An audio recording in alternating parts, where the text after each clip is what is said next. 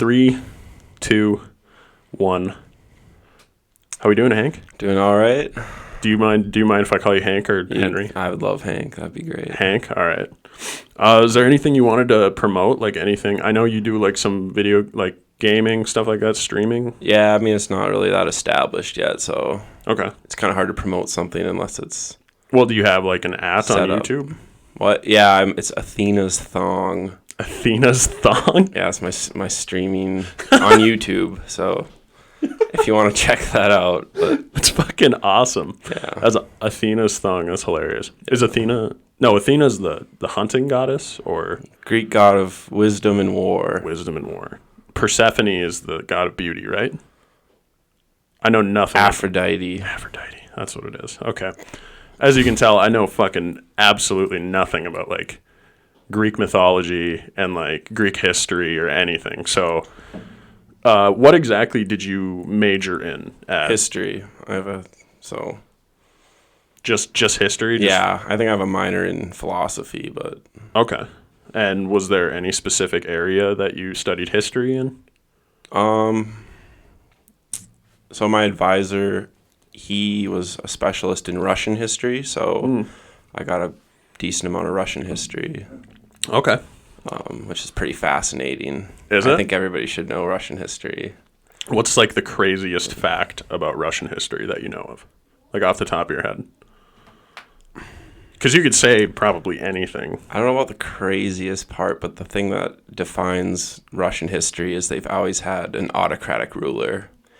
There really hasn't been much democracy or republicanism in Russia. It's always been just one dude in charge of everything. And that's kind of why they've had such a hard time coming into the modern world, so to say. Okay, so like this is pre-USSR. Oh, yeah. I mean, that's why I think communism took hold there so easily, was because they were, well, I don't know, it's complicated. It's complicated. It's complicated. How so? How's it complicated? Well,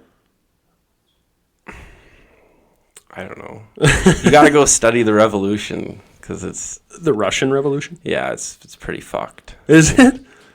Like compared to like the French Revolution? Actually, they're quite, the commonalities between the two revolutions are very easy to find, and how that kind of started out as this ideal thing that they wanted to do, and it seems like, oh, this is probably like, seems like a good idea, but it eventually devolves into this kind of terror that... And that was the revolution, or was that like the at the time what they had as their government? What do you mean by that? So like you said, it was they had this ideal. They had this like ideal way, or this idea. Well, like with the French Revolution, it was, there was 3 words: liberty, fraternity, and egality, or however it's fucking said in French. And eventually that obviously wasn't what happened. They were, they would. I mean, there's just terrible scenes of them, drowning priests in rivers and guillotining thousands of people in Paris. Yep. The guy who was in charge of it all at one point, Robespierre, got guillotined eventually. Jesus. And it kind of just devolved into this mess, and that's how Napoleon took over. Oh, really? Yeah. Okay, so the revolution was like the thing that turned into just pure violence almost. And like really no It was pretty direction. organized. That's the scary part, is it becomes quite organized, and they had to fight a bunch of wars at the same time that this was going on, because they overthrew the king, and all the monarchies in Europe were like, that's scary shit. We don't want that happening in our countries. Yeah. So they all declared war on France at the same time. What France was able to do that the other countries weren't was what's called I guess you could call it a nation in arms. So all these other countries that were monarchies, they would have these small, private, well-trained armies. Yeah. The French army, they'd take any bloke, hand him a rifle, Any bloke. and throw him in. So they'd have these Holy huge fuck. armies. They were able to fight multiple people at once, and they won all these like wars for quite a time. That's whack. And that's how Napoleon rose up. He was one of the... He was like one of like he like oversaw their kind Well, of like eventually, makeshift army. but at first he was just kind of he was in charge of some artillery. And there was this one battle where he was very instrumental in kicking the British out of this port at Toulon in southern France, and he... Damn, we're getting educated right now, folks. Holy shit. So I know Joe's been talking about you moving to Milwaukee. Is that where you're going to do your grad school? It's actually, I'm going back to undergraduate. Oh, really? So I want to teach Latin, but I don't have my degrees in history, so I can't really go to grad school for Latin until I get the undergraduate credits, basically. Okay. How much Latin do you know already? I'm probably like low intermediate. So. Okay. So like you know some words. Yeah. In Latin. Definitely out of the beginner phase, but not. Yeah. Competent enough to read. Okay. Or write or anything like that. Do you know anything about like how a lot of the languages that we have in modern day, in the modern day world, like they stem from Latin? There's a lot of like Latin origins behind like English and Italian and Greek. Well, if you want to talk about just Latin, there's what's called the Romantic languages or the Romance languages. They come from Rome. It doesn't have anything to do with being pretty. Well, oh, really? People wouldn't say it's pretty. They're pretty languages, but French, Spanish. French is not pretty. It's not. It's so. Some people might argue with you. I don't really know. I kind of hate French. I think it's beautiful, but it's annoying how, like in English, we'll have letters that are silent. In French, they'll have much more of that. So you look at a word and it's pronounced this way, but it like looks like it's just kind of annoying. But French, Spanish, Italian, obviously. Trying to read French like probably gave me a stroke when we were in Belgium. It was I bet. Brutal. No, you're fine. French is there's so many letters in like all of their words, and you pronounce they like drop none of them. off. They're just not pronounced. Yeah. Why? I don't know. Like how? That's what happens when people speak a language over a long period of time. They just like slang. Things drop off. Things get shortened. Yeah, I guess stuff like that. Okay, that makes it like an incel. In like our language is like an involuntary celibate. Yeah. I mean, I don't know how much of that kind of like shortening, because with the internet, obviously that just accelerates it. True. To a ungodly level of. So how old is the French language? Since it's been around for. I honestly I don't know much about French really. I really. So Latin, when was like Latin invented? Do you know? It was never invented. I mean, there's like a few invented languages. Latin arose probably in the Italian peninsula, like 1500 BC, maybe. Wow, really? I don't know. I'm just throwing. That's just. What's really interesting, what you probably want to hear about, is what's called the Indo-European language. So there's this group of people about 5,000 years ago who came. One sec. Okay, that's fine. Take your time, man. I mean. We're here to. They basically came down from like Central Asia, and they went down into Turkey, into India, into Greece, into Italy, into Germany, England, basically Europe, and then some places in Asia, most notably India and Iran as well. So all these languages, basically English, Italian, German, Greek. Like I think Turkish as well, like Sanskrit. Well, maybe not Sanskrit, but the Indian language. I think I might be wrong about Indian, but the Iranian language as well. They're all descendants of this Indo-European language. Okay. So you'll have words in Iranian that will be similar to like English words. Okay, so English is one of those. It's a descendant of. Okay. The Indo-European, you said? Yeah, that's what they call it. Okay, and that was that before Latin? Oh, yeah. Oh, really? So Latin came from that, probably. Okay. And then... At some point. I'm not a linguist. I don't really... That's fine, yeah. Where did Latin, do you know where it started? Probably around Rome. Okay. In that area. Like Italy. Italy, yeah. Okay, that makes sense. That seems like where all of ancient European history started, was Rome, Greece area. Yeah. That's why I study it, because I think it's so fundamental to understanding where we are today. You kind of have to start at the beginning. Did you study just Did you study any like political history, anything like that? Well, I mean, I read Hobbes and Locke and Well, yeah. the Republic. You know, I didn't really understand half of it, but Yeah. Machiavelli, Oh yeah, Machiavelli. that's a good one. Is that wait? Who's that? The Prince, he wrote it like Yep. 1400 or so. Okay, that makes Basically sense. like a pamphlet. It's very short. Like if you take power in a city and you become the prince or the ruler, like how do you keep your power and how do you?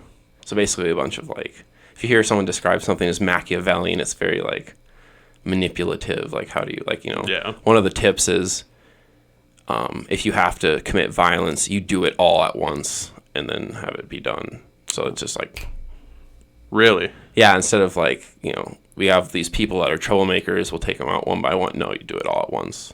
And you have someone else do it for you, of course. You don't, Of course. And then he becomes the hated person, and eventually you'll kill him as well. Okay, so you have like your own little henchman. Yeah. So, but it wouldn't necessarily be like the president telling like the U.S. military to go take out these troublemakers. It would be more like the president telling like the director of like Homeland Security to do that, and then the director of Homeland Security getting his military to do it for him. I think things change though when you're in a republic. That book's more for like just absolute rulers. Oh, really? And he wrote other stuff about republics and how that should operate. But his most famous work is The Prince. Yeah, that makes sense. Kind of how brutal it is, Some people think it's a parody, They think he wasn't being serious, or he was like trying to show how terrible these kinds of regimes are. So he wasn't like preaching what he was doing. We don't know. Oh, or he wasn't practicing what he was preaching, I guess. Is what some people think. Is that like some historians, or is that just like people who know about it and stuff like that? Okay. And kind of how you make your clout today as a academic is you try to like take a subject that has a traditional view and you try to come up with a counter view and make it stick. You can make a name for yourself doing that. So basically any subject, you'll be able to find people going against the current. Yeah, I imagine you could find that with anything. And that would... Never really thought about it that way. Yeah, that kind of clout. Well, because if you just go and you write a history and you're like, yeah, this is how it happened, and this is like the view that's been adopted over hundreds of years, and it's just like, okay, well, that's just your standard history. But if you're like trying to create a new narrative, that will catch people's interest and get people talking about something. And then you become like this... I don't really know any historians, but you become basically like known by your name, kind of like a Freud or something. If what you're saying is legitimate and you're creating a real counter narrative. I mean, if you're just spewing a bunch of shit out there, people are just gonna not take you seriously, and you'll be a clown. Of course. So like, how much? Because I know I actually met a guy when I was working in Dickinson, North Dakota. And he was like a flat earther, and he was like against all that other kind of stuff. But he actually had like this one idea that stuck to me, was that like all of history obviously was written by the winners. Like every single situation, French Revolution was written by people who had killed all those political figures. And maybe at the time they weren't doing something like that significantly bad, but they just caused the French Revolution from like, I don't know, maybe a small tax. And then the revolutionaries were like, oh shit, that was kind of brutal. Maybe we should say they were doing like worse things. You know what I mean? Yeah. So he believes that like a lot of history is more or less doctored. Oh, for sure. Like, it's just hard to tell what, Yeah. Do you think that's very common, or do you think it's like less common than most people might think? Well, I guess it depends on the specific instance of it. Okay. Like, let's say like the Revolutionary War that we had here in the U.S. Obviously, like a lot of the things that were written about like commanders and generals were all written by the U.S. Like we won, so we got to tell people about the American Revolution's definitely, there's a lot of fishy stuff going on there. Yeah. I mean the taxes that kind of caused the revolution to happen were imposed upon the colonies because there had been this war that was fought, the French Indian War. And it was basically kind of in defense of the colonists.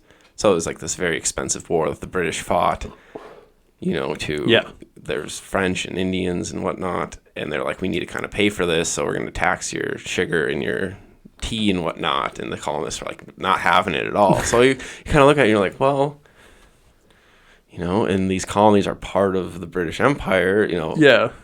I mean, so the British military defended the colonies from the and French Americans served in that army, but I'm pretty sure it was all paid for by the British. Oh, so they were just trying to get their money back from it, essentially. Yeah, I think. I'm not super certain about that either. Okay, that's fine. That sounds weird as fuck, though. Like, yeah. And weren't the taxes like low as shit? Weren't they like 1 or 2%? I really can't say. I haven't really studied the American Revolution so much, but okay. I remember reading somewhere that like the taxes for the Boston Tea Party, or because the Boston Tea Party happened, was because they imposed like a 3% tax, which is like, well, like the counter narrative is that there are all these rabble rousers in the colonies who kind of just wanted to stir some shit up. They wanted to, you know, get out of the empire and create their own country. So they kind of, these were their excuses. Okay. So like Benjamin Franklin, Thomas Jefferson. Well, they might have came later. They might have been like, you know, the people who start the revolution are not always the ones who are there at the end of it. So true. That's very true. Do you think they probably had some footholds? Like, they probably knew Benjamin Franklin or Thomas Jefferson. Like, they rose to power in the revolution for a reason, right? Well, because they were competent. They could speak and write well. I don't know. I mean, I have to go read some books before. That's fine. Talking confidently about that. So you learned mostly about Russian history? Yeah, I mean, I really... By the end of it, and since I've graduated, I've really focused on ancient Greek history. Okay. And literature and history and myth from that period. So my Russian history is a little... That's fine, too. I did want to... A little rusty. A little greasy. A little greasy, yeah. I did want to talk to you about Greek history, because that piques like my fancy, and I imagine a lot of people's fancies as well. So... like the Library of Alexander, what happened to that? I don't know. That's kind of past the period that I look at, but that was before or after? After so it was like Alexandria was founded by Alexander the Great. Yep. Probably about like 330 BC. Okay. Eventually, there was a big library there with a bunch of books in it, and it burned down. Maybe twice. Maybe, I don't know. Oh shit! Some people think it might have been caused by Caesar when he was there. Really? About 300 years after it was founded, the city. Oh, wow. That's one of my favorite stories, is after... It's like...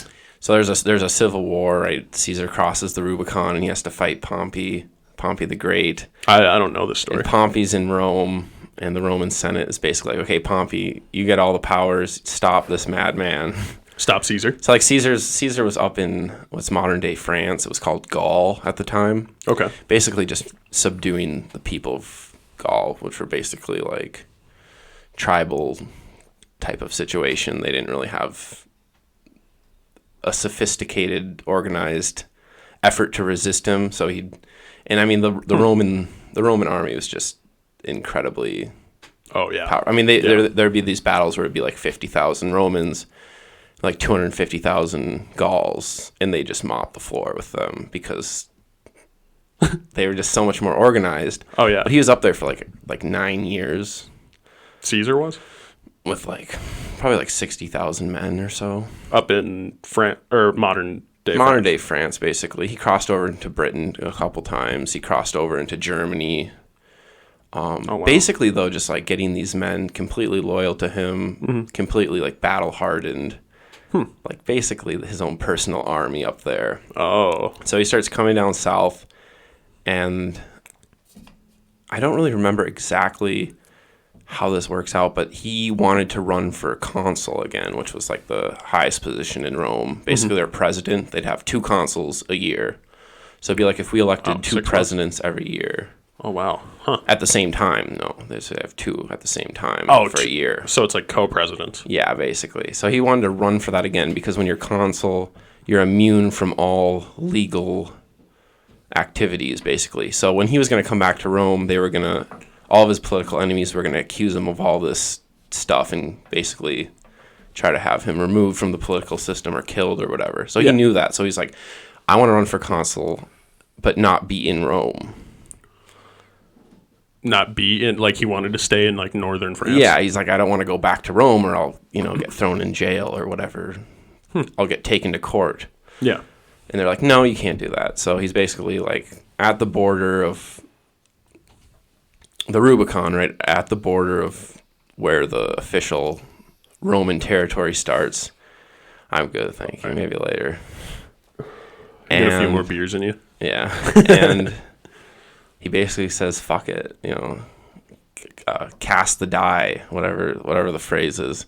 Cast the die. Yeah, he says, I cast the die, we're gonna do this. So he sends a bunch of troops over the river, like to go take these towns, and then he crosses with the rest of his army, and they basically start marching down to Rome. Pompey, with his own private army. Well, it's basically at this point, that's what it is. Is he fighting? Are they like fighting Roman citizen or Roman military?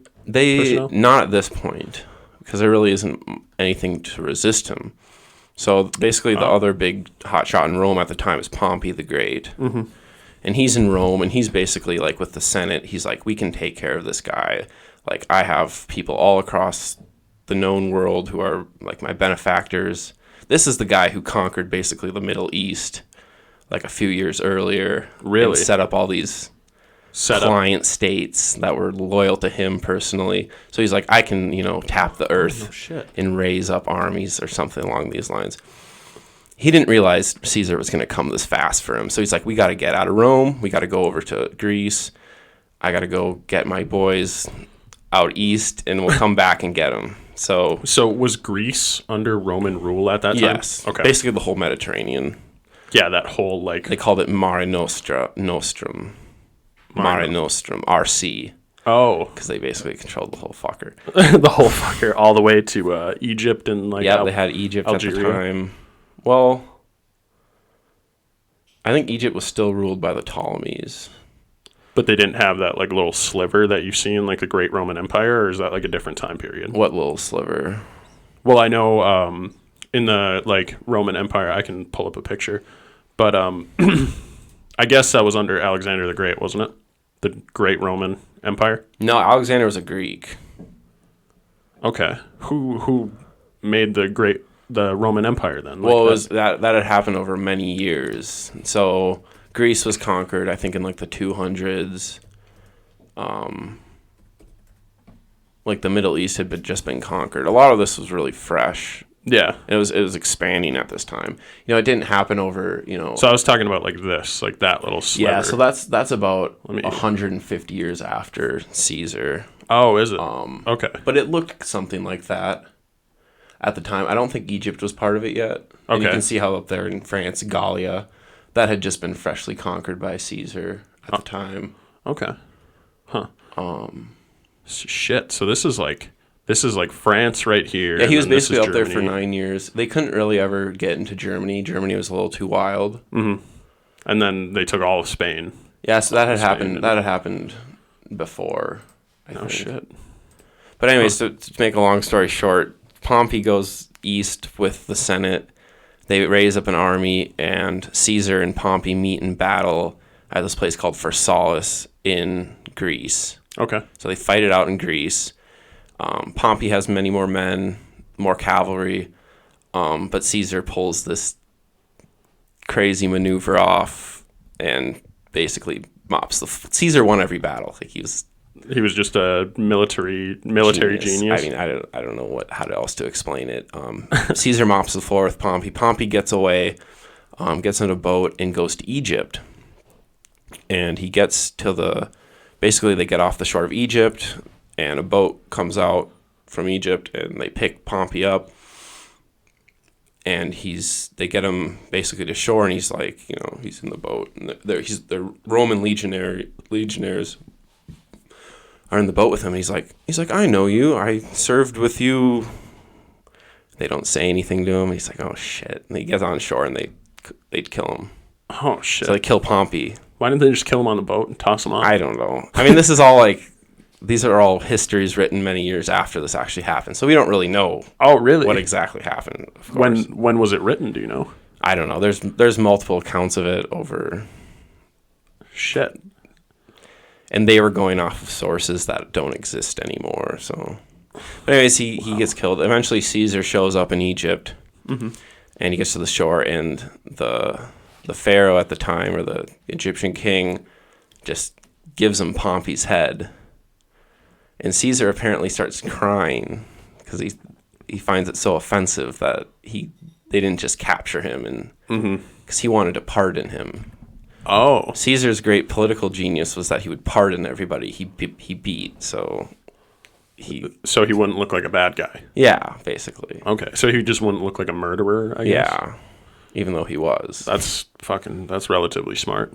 Because everyone knows Pompey's name, right? So he basically ends up going to Alexandria, where the capital was in Egypt at the time, and he doesn't have that many men there, but he's able to kind of shut himself in the royal palace, and he's actually like besieged in the palace by the Egyptians, and there's a lot of fighting in the streets, a lot of rioting, and apparently during that time is when they think the library might have burnt down. So that's wow, to get all full circle, but they don't know.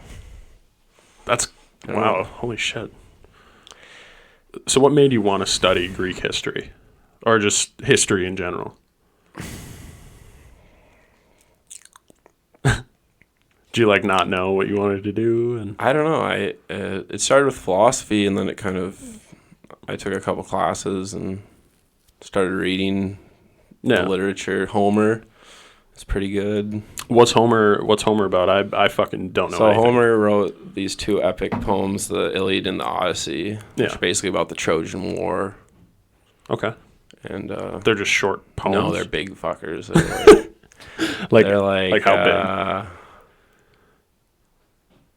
I want to say like 10,000 lines of poetry. So like, holy fuck, they're long. Probably about like 400 pages Woo. In a book. Maybe Each 500. one? Yeah, each one. Like the Iliad and the Odyssey. Yeah. No shit. So the Iliad is about the Trojan War, or they both are? Well, like the Iliad's like at the very end of the Trojan War, and then the Odyssey is about Odysseus coming home afterwards. Oh. So. And what do they like? What is Homer? What's the significance of those documents? Like, what's the significance of the poems? They're kind of like the oldest thing ever written down that we have. Like, there's a few older things, but they're basically the oldest thing. Okay. I think they're just like really good because they've stood the test of time. Like most stuff is just gone. Yeah. Alexandria burning, the library burning, tons of stuff lost that we might still have today that just gone. Oh yeah, like the like how advanced the Romans were at the time. For if we had like the Library of Alexandria, we imagine there's like some engineering documents that are like left that were in there at the time. Oh, certainly. There's probably tons of stuff that would be maybe even valuable today in terms of engineering. Oh, I guarantee there would be, because they were so advanced, like with their boats. The way they would repair them is that they would build their boats a certain way so that the wood actually flowed directly down the boat, and then they'd heat up the ends of the wood to bend it into the pier or whatever it is, the port or the front and the back, and they had these long like boards of wood, like 2x4s essentially. And when it would get waterlogged, the wood itself would expand out, and there would be these giant like gaps in the wood where water would leak in. Yeah. And they would put ropes in there, and they actually cut out the sizes of wood specifically the right size so they could put in this certain rope in there. And this was all like preemptively done. So before a boat was like military ready or like ready to sail, they would like, drive it around like the Mediterranean for like a couple days, let the wood get all fucked up, and then they just rope it up. And it was like that kind of engineering we didn't have until like close to the Industrial Revolution for like boats and shit, which is bananas. Because most boats, like if they made a trip from Britain to the US, the boats were fucked, completely fucked. Yeah. They'd That's have the to, kind of stuff that gets me so interested in. It's the stuff they knew that we don't really know anymore, that we've kind of forgotten. Is it that they knew it at the time, or like, do you think we haven't discovered like everything that they knew back then? Because they're an older civilization than like the United States is, right? The Romans? Yeah. Well, they're gone. Well, I mean, in the time frame of how long they actually lasted from like. Oh yeah, there's probably. Apparently, Rome was founded in like 700 BC, and the Western Roman Empire collapsed around like 480 or 480 AD. So that's like over 1,000 years of. Yeah, and we're not even like anywhere near that. No, from like the we're quite young technological advancements. Our government's very old. That's what. Oh yeah, that's the distinction. We have one of the oldest governments in the world, but our nation, so to say, is very young. Yeah, it's very interesting because what, like 300 years or something we're running now? 1796 or no? Fuck, what am I thinking? Well, I think the original government kind of got scrapped after a while because it wasn't working. So maybe like late 1700s, but like 200 and a bit years. Okay. Yeah, that's still young, like as fuck compared to like the rest of the world and their governments and stuff like that. Well, their governments are very new governments, but the rest of the world and like their history. Yeah. Like United States history goes to like 1776, and then like before that it's all just Native American history. Yeah. And like settler history and stuff like that, 1600s pilgrims and shit like that. Did you learn anything about like Native American history or like? Oh, I didn't really look too much into that. Okay. That stuff's relatively interesting. Yeah. I know like there's like a lot of people who say that when the English came, like the Englishmen, when they came over here, they were much more advanced than the Native Americans, and that's why like wiped them out. That's not true at all. Like the only difference was that like the English had metal resources. Guns, germs, and steel. Gun, germs, and steel, exactly. That's what they say. Fucking Jared like Diamond.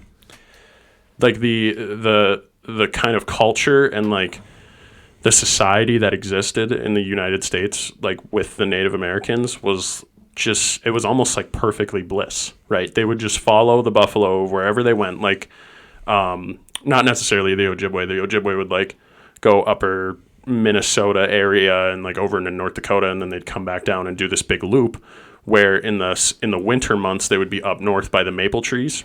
For like maple syrup and like sugar bush and stuff like that. Yeah. And then down south they would like, up north they would also hunt like deer with bows and moose and sometimes buffalo, but not really in those areas. And then they would like migrate to the plains. They'd take out buffaloes during like the summer months. They'd go down south. And then they had different, like the Ojibwe had like wigwams where like, and wigwams are like these giant like birch huts, you know? And then teepees were just like felt, and those were typically in like warmer climates because they had way more ventilation and stuff like that. But like how advanced they were at the time was more like in the aspect of survival rather than... Well, they were hunter-gatherers. Yeah. I mean, that lifestyle always appeals to me because it's kind of simple. You just, get up, and if you have food, you just, work on your bow or your teepee or, Yeah, there's not much to worry about. Like today, it's like it's overwhelming when you're in a civilization as advanced as ours. Yeah, I get what you're saying. It causes people kind of just to shut everything out and just because we're not built to do that. We're not built to you have to do your taxes and you have to like apply for this and you have to go on this website and do that. I mean, with the internet, it even becomes more complicated and overwhelming. Really? What do you think? I don't know. Well, 100%. I mean, I can almost guarantee like the advancements that we have now are the reasons why like we have so many people have anxiety, or so many for sure people have like mental disorders. I think just the fact that someone can contact you wherever you are and like you'll be in trouble or something, or you have to do something like it's just instantaneous like that. Like, I don't like opening my email because I don't know like what's gonna be in there. Nothing ever is in there, but what could be in there? Like that life's you're kind of right about that. That lifestyle does appeal to me, for example, because like if as like a male, if I lived in that society, I would just go hunting every day. And it would be obviously it would be stressful. Like if I didn't get food for the day, then everyone wouldn't eat.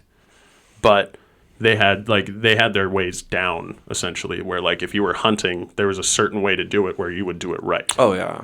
I don't think they would have much of a hard time getting food, honestly. No. The more I think about it, it probably would have been a lot of downtime, actually. A lot of sitting around, I can imagine. Mm-hmm.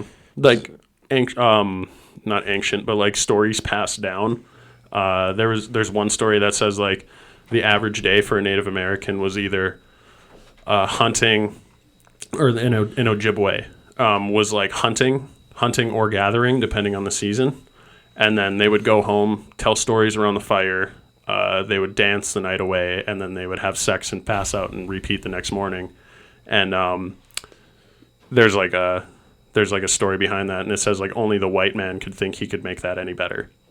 Yeah.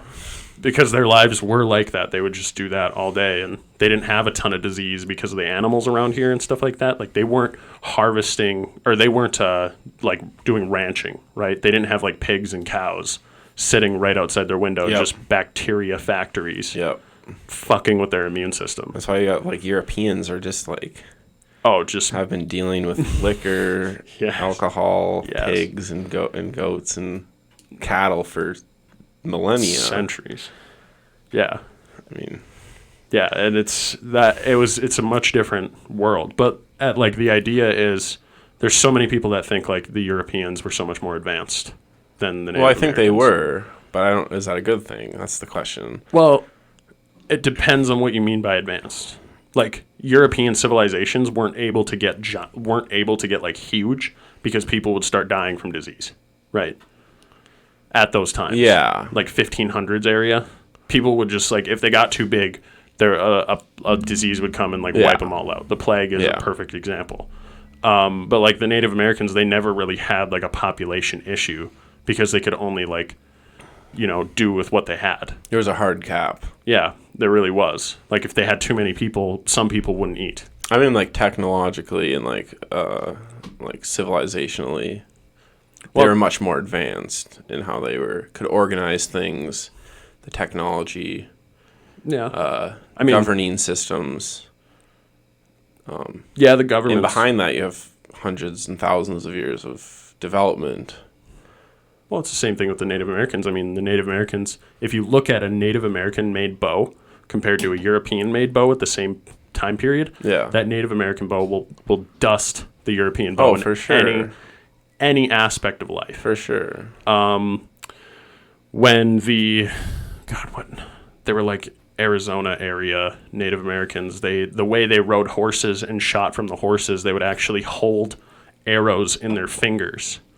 And they would just lob them off one by one, and they could rapid fire and accurately shoot arrows from like a moving horse. Yeah. And an arrow you can launch off one after another. A flintlock rifle, you have to fucking pack it down. Takes and then a minute to exactly. That, So like in the advancement idea, like the Europeans advanced on what they had. Yeah. I mean, think about a birch bark canoe. We built the lightest and fastest canoe known to man for the time period. The only thing faster today is like a carbon fiber aluminum canoe. Still today, people will race, or birch bark canoes are actually illegal in racing because they're so light. Yeah. And those canoes, like, I think if you told a European to make a canoe, they wouldn't think to use tree bark. Well, they have no idea how to do that. Exactly. So the idea between like technology was just completely environmental, where the Europeans, they were farming and they had alcohol because those were like they're really two big things. And like the Native Americans, they had bows that were their most advanced, arguably, piece of equipment that they used, and canoes, because those were like the two biggest things that they used, and they for their demographic of where they were, their geography, it was perfect for both of them. So I guess you could say they were the same in technology, but like one was not better than the other. I'm just saying, if you're gonna like have to put money on who's gonna win, you're gonna put your money on the Europeans. Oh, for sure, because I'm not saying like I would probably rather live in the more hunter-gatherer civilization. Yeah, I think life would be a lot simpler. But if you're having to bet on who's going to be more successful in terms of but you can call all these things into question how important they are. Commerce, technology, literature, all these kinds of things. Is it really worth it? I think that's kind of the question that I've been asking myself, is how, have we kind of, I feel like we've kind of made a deal with the devil with the Industrial Revolution and with the science too, with even just knowing these things. What do we have to pay to, it's kind of like a double-edged sword. We get all these things. We get cell phones and cars and rockets, but what do we pay for that? Because we have to pay something for it. Yeah. It's not all just a zero-sum gain. I think it's going to weaken our society personally. Well, it has. Oh, absolutely. The people that were raised in the 1900s compared to now is completely different breed of people. Like, I've been very coddled my entire life. I didn't have to work at the age of 12 years old and, constantly inhale coal in a mine all day. Like, that wasn't my life. I was fucking, like, spoon-fed until I was, like, 8 years old, and then went to a school where they fed me lunch, and I just sat in a room for 8 hours a day. We have to force people to exercise now. That should be a signification or, like, a big turning point that, like, we're soft as fuck. We are. Yeah. From what they used to be, from what we are capable of too. The amount of people that are just like, and especially jobs nowadays too, like people are sitting behind a computer all day long, sitting, just looking at this fucking. So like we have all this stuff, but we haven't figured out how to live with this stuff yet, or I don't think it'd be even possible. What do you mean live with this stuff? Well, like where people, like you just mentioned, anxiety, depression. I mean, all these issues that people have. Mm-hmm. You figure we're in a society with so much abundance of physical wealth. Why are people killing themselves? That's a good point. Well, it's because they don't have any kind of fulfillment.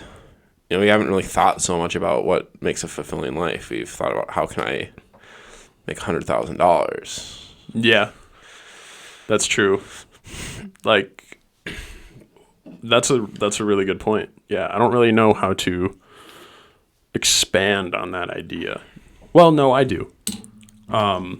There's also like an ancient Indian proverb that says like, once all the rivers dry up and all the rice is gone, because that was like their main source of farming was like wild rice and stuff like that.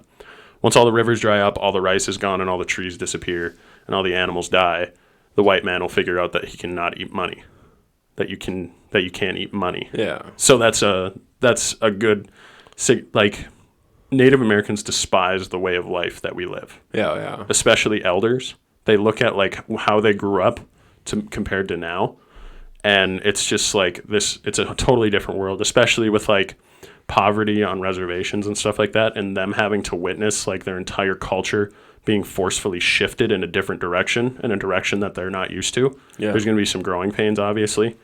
But the saddest thing that I heard was my great-grandpa,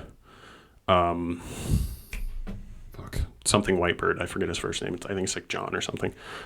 He owned a property of land on the reservation when we got the Fond du Lac reservation just up the road.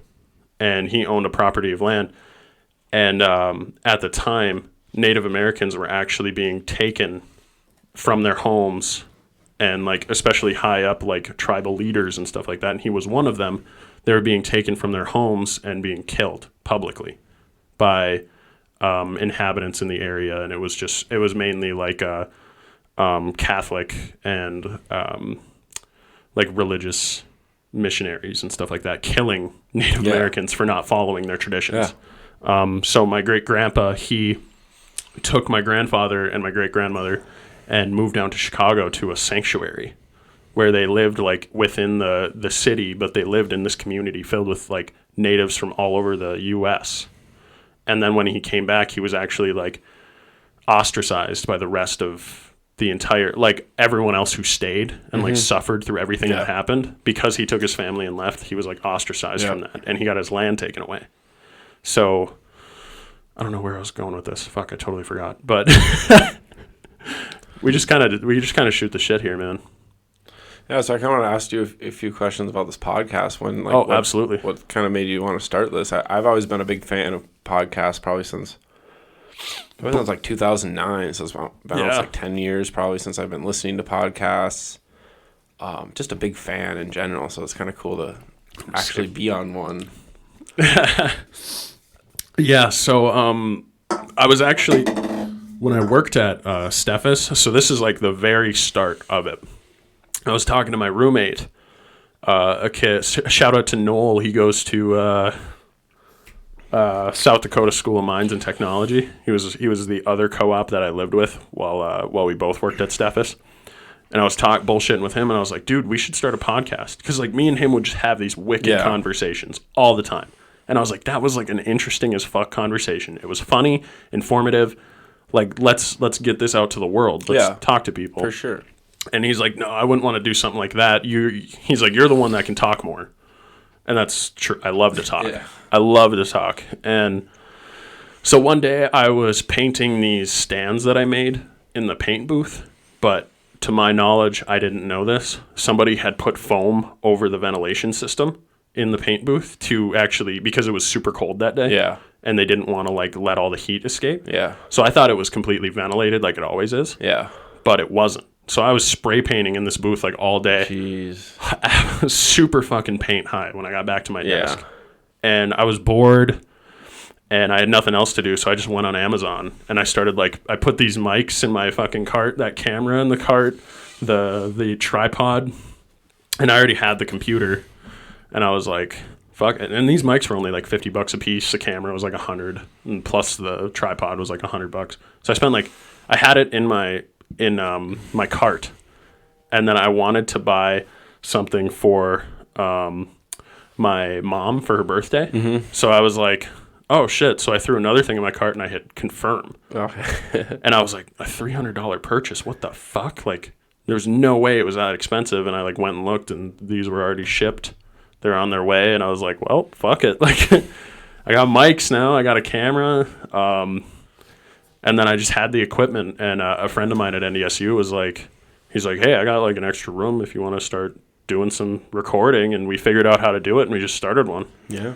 We just went for it, and so far it's been relatively successful. Like, a lot of people have been telling me they think these podcasts are like really funny, but I wanted to mix in. That's why I wanted you on like really bad, because I know like you're very intelligent and like you know a lot of stuff about like history, especially like ancient Greece and stuff like that.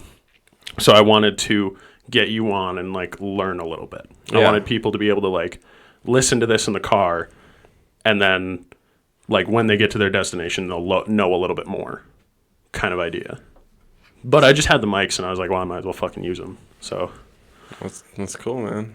Yeah, I enjoy it a lot. It's fun too. I did not realize how fun this would be. Oh yeah. I mean, if it's like pulling teeth, there's no reason to do it. Of course. At first I thought it was just going to be a hassle. But like, so every time like I do a podcast, my room isn't just like this all day long. I have to set this up. Yeah. Right. And it takes me like probably 20 to 30 minutes every time of like actual like locking these down to the table, setting up the camera, hooking up the TV, running a few audio tests. Like all that shit takes time.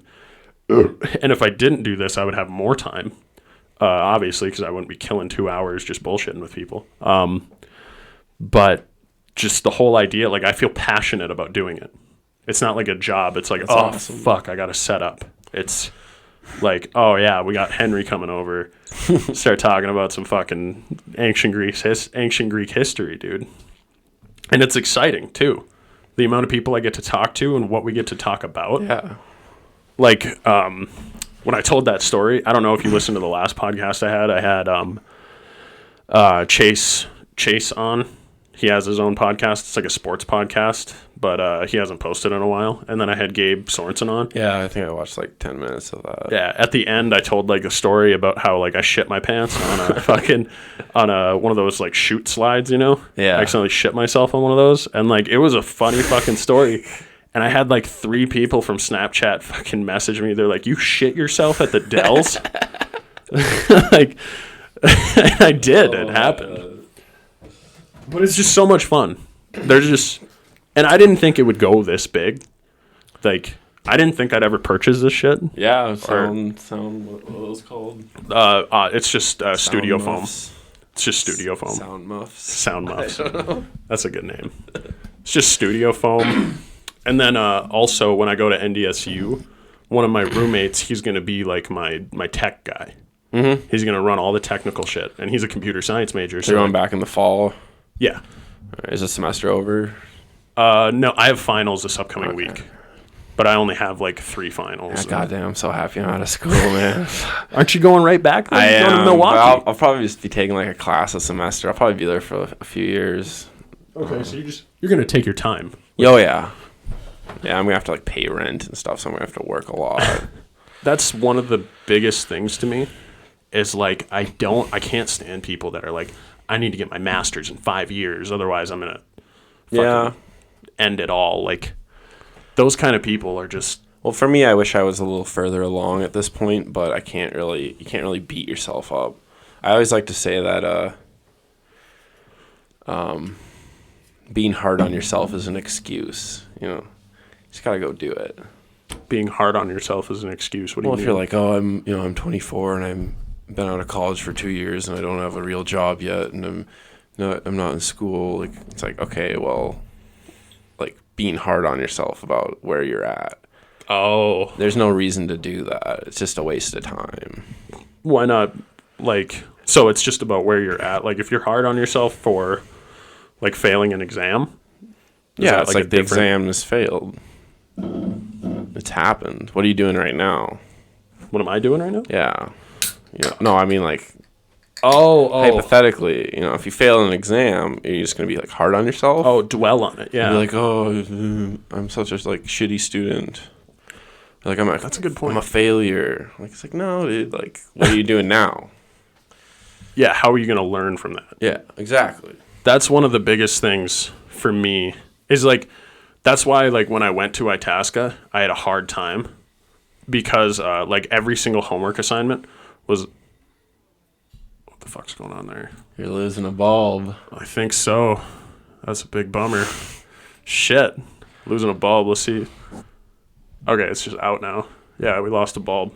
Sorry, folks. But anyway, that was the thing with like when I went to ICC. So I actually didn't know I wanted to do engineering right away. Yeah.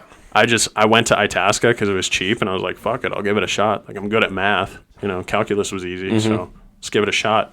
The hardest thing for me was that we had like assignments. Daily assignments. I couldn't do those. I did them. That was the thing. But I always I learn from those assignments, right? Like I'm not trying to do that assignment 100% perfectly. I'm trying to do that assignment to the best of my ability at the time. And obviously I'm going to make mistakes. So the way shit was graded was like when it came to an assignment, it had the same amount of weight as an exam. Mm-hmm. And an exam was 100 points and 20 assignments was like 500 points. Wow. So I'd have like a B in exams, but I'd have an A on the test, and it'd fuck me and I'd get a B in the class.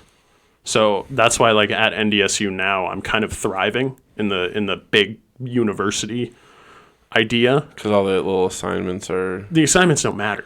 Like yeah, almost see, at all. I always had a problem. Like in high school, I could just ace all the math tests. Yep. And just not do any of the homework, and it would balance out and, have an A- or whatever. Brenner's class? Yeah, Brenner hated me because I would just not do the homework. Same, it's like, dude. I could just sit in class, I would pay attention, and when it came time to, like, crunch it out. Yeah. Oh, I never did my homework in that class. Yeah, I didn't do it in Reese either, and with calculus. Nope. By the time I got to college, it was like... such a bad habit had formed around mathematics that I was like I tried to go into college as a double major, history and math. After the first year, I had to drop the math. Dude, you gotta love math to do it. I did Calc 1 and Calc 2, and it just killed me. And it wasn't like it was super hard or like I was having a hard time with it. It was just like... the work. Yeah, it was just so boring and lifeless. There's a lot of busy work. Because like let's say you're writing like a creative writing paper, you can be as like passionate and creative with it as you want to be. Yeah. And after like the next thing you know, you blink, it's 2 hours later, you have like a 10-page creative writing paper. Yeah, and I crank those things out like... And you're proud of that, right? You're proud of that paper. Yeah. You do a math assignment, and you're like, okay. Like, okay, I'm just doing this over and over and over and over. And that's why, like, my first year of college was a really rough year for me because I was taking, like, physics, and I took that in high school. I was taking chemistry. I took that in high school. Like, these classes where you just repeatedly do the same shit over and over. And it was like, that was what you were expected to do. And that was the most boring thing to me. That's why I hated my first year of college. And then second year, we got thrown into Phys 2 because I went to Europe my first year, so I wasn't able to take it my first year, even though it's a second semester course. I had to take it third semester. And that course, we learned about, like, electricity and stuff. And we started applying shit we learned in calculus and in physics to Physics 2. And we started, the professor we had was like, yeah, this is, like, how much a 60-watt light bulb costs if you leave it on for a week. And, like, your electricity bill is, like, 12 cents per kilowatt hour, shit like that. That stuff was interesting. And then after a while, it became, like, I was trying to solve puzzles, right? Yeah. That's why I love, like, all of my classes right now, because they're all just, like, they hand me a puzzle. They're like, you get these 3 things, and you have to find this answer. And you're like, oh, shit, well, I can't go directly to that. I got to go back and find this formula. And there's just so much to it. And it's kind of like the same idea when somebody gets, like, a creative writing paper, and they're passionate about it. With me, it's like I get that test, and I'm like, fuck yeah, let's kill this test. That's a puzzle. I need to solve it in under an hour. That's what I like. That's great. That's why I'm kind of a fucking nerd. Well, that's Some good shit. But kind of want to get back on the history topic here. Start talking. Also, if anyone's watching, I'm wearing the fucking Kobe shirt. I love this shirt. Fuck, Kobe generously donated this shirt. And I'm saying, like, if anyone wants this same shirt, like, if you want one of these shirts, Henry, I'll get one for you. Well, maybe. We'll see. Kobe's face on it. It's a great shirt. It is. He said he was, like, hammered at the Jack with his brother. And his brother just, like, they were outside smoking a cig. Yeah. And he took a picture, just impromptu picture. And then, like, he showed this picture to people inside, and they're like, I want a shirt of that. So Kobe went home just absolutely hammered, ordered, like, 30 shirts with his face on it. It's a black shirt. It's awesome, dude. Yeah, it's a great shirt. It's a good picture. It's good fucking Kobe's photogenic as fuck. I know. But oh god, what was I gonna ask you about next? Fucking. So, like, what other? So you focused mainly in Greek history, right? Well, like, personally, I mean, Okay. but I took classes on, modern European history. Isn't that mostly like religious, Modern European? or just European history in general? There's, like, a lot of religion to it, isn't there? Not really after like, I mean, it really depends on what you're looking at, but, like, it was like, or no, you know what it was? One of the last classes I took was European history of the 20th century. So basically the last 100 years. Oh yeah, I that's took a class way on different. that. I'm That- trying to think. I took a class on American economics. That was a horrible class. Dude, economics is fun though. I know, but I had a super lefty professor who was like, it was kind of like he came out on the first day and was like talking about all these different economic theories, and he was basically like, everything right of center was just wrong on the first day, and then we were just, no shit. we're gonna just accept the fact that Keynes was right about everything, and we're just gonna move along from there. And Karl Marx was kind of misguided, but he had some good ideas, and then we're gonna move forward from there. It's like, that's so boring.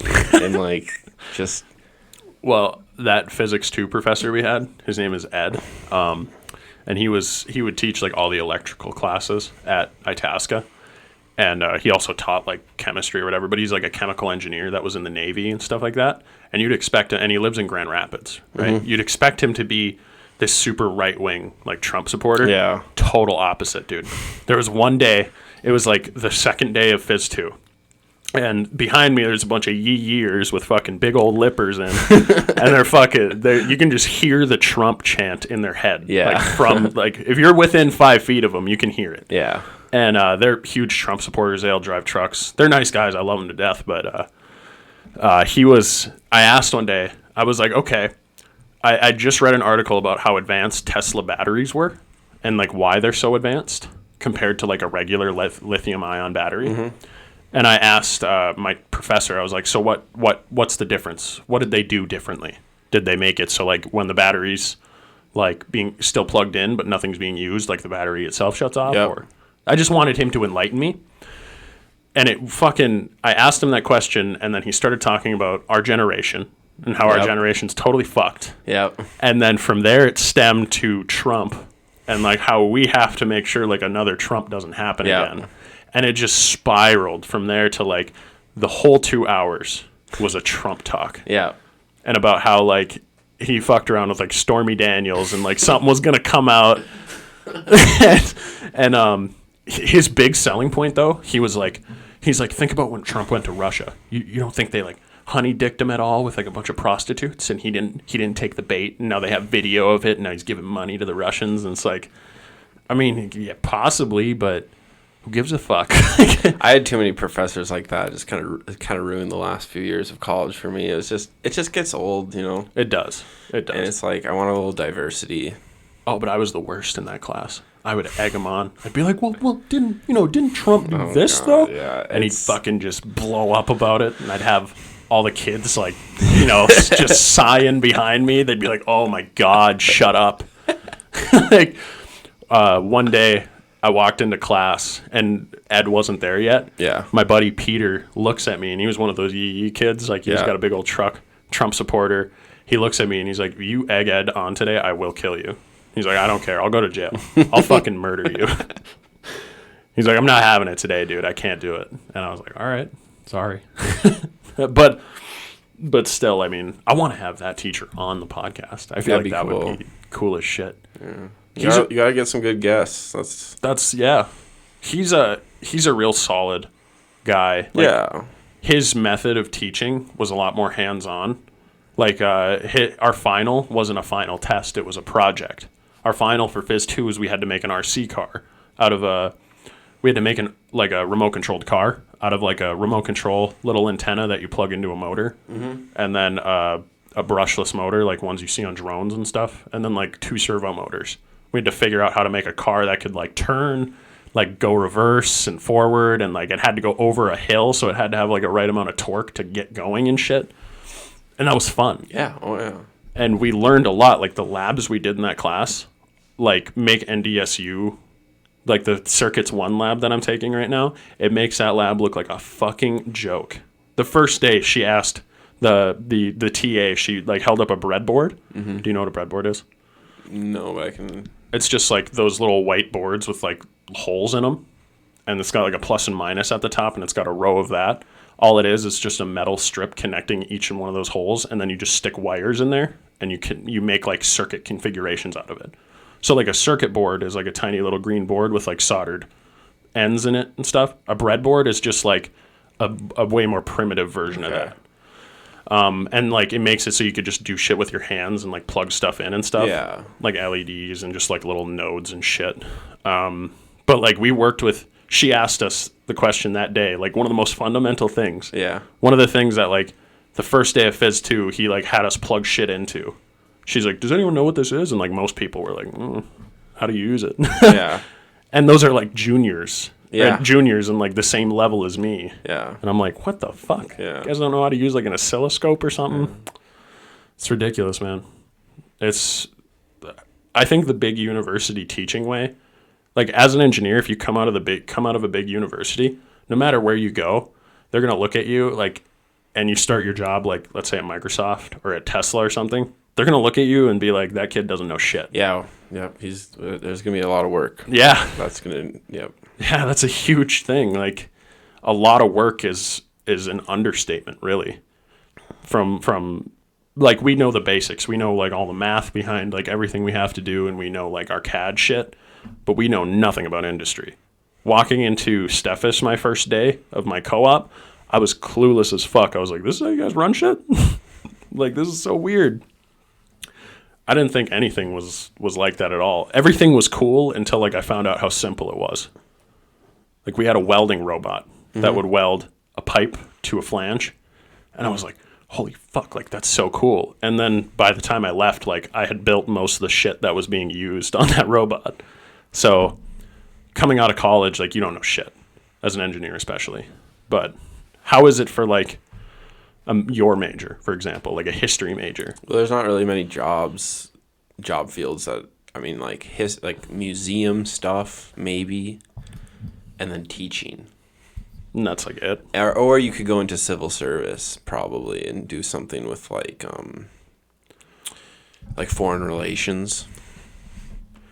So like if you're what do you mean? If you're like let's say you want to be like the ambassador to, Germany, right? You need to know your German history. Okay, yeah. So I mean it's there's no like direct applications really with history.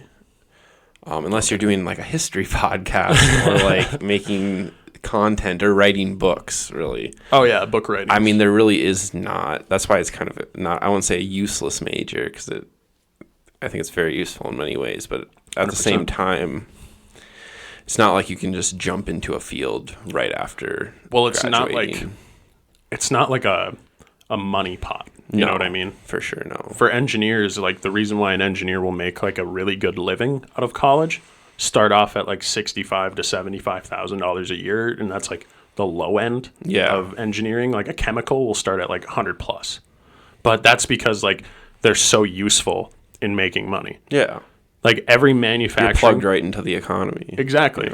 Every manufacturing like company, anything that manufactures anything, even McDonald's has an engineer like running all their machines, or like in making all their machines and stuff. Like that machine is being put to use, money's being put into that machine, and money's coming out of the machine. So there's like a lot of money, and that's like same thing with pharmaceuticals, right? The reason why a pharmacist makes so much is because people need drugs, and relatively speaking, there's a monopoly on the drug market. That's not really, that's a whole different topic.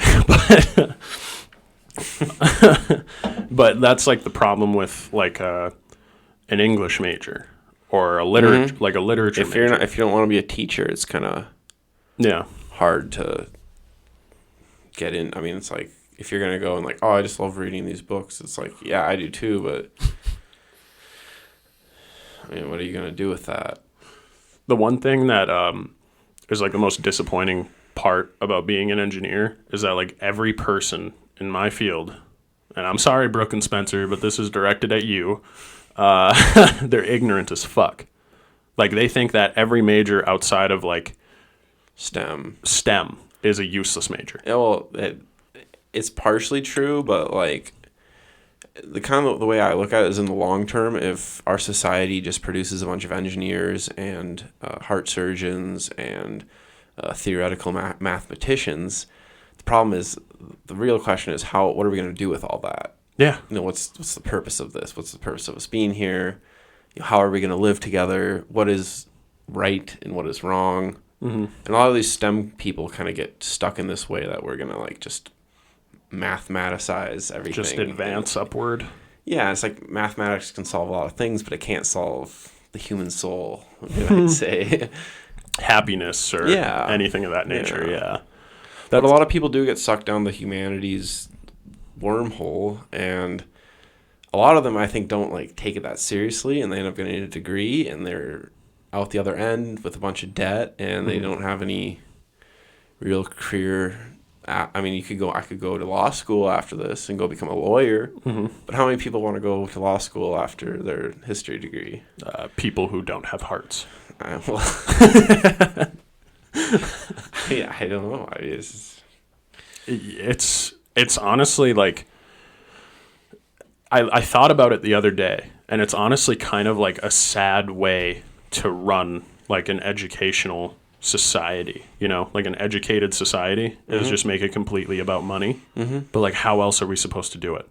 Like the problem with grades is that like when somebody gets 1 point off on like a project or a test or whatever, that point could make a difference between an A or an B, and that A and B could make a difference between like a dream job at Microsoft or Tesla or SpaceX or whatever it is.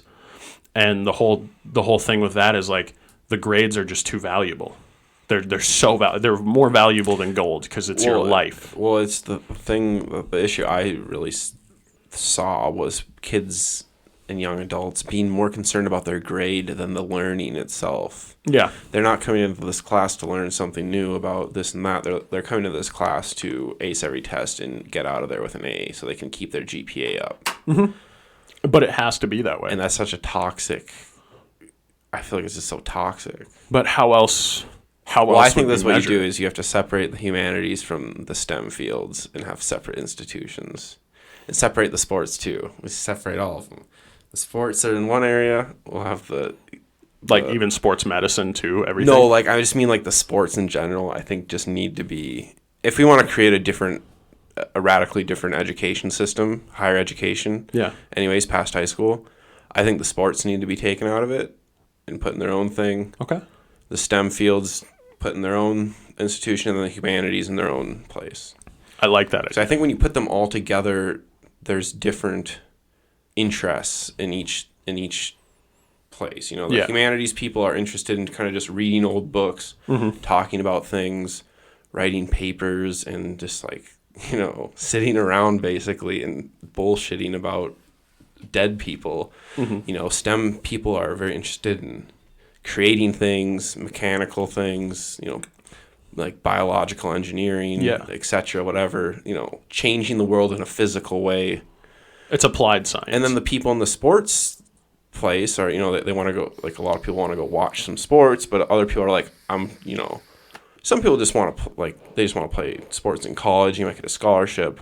A lot of them are like trying to make it to the next level, you know.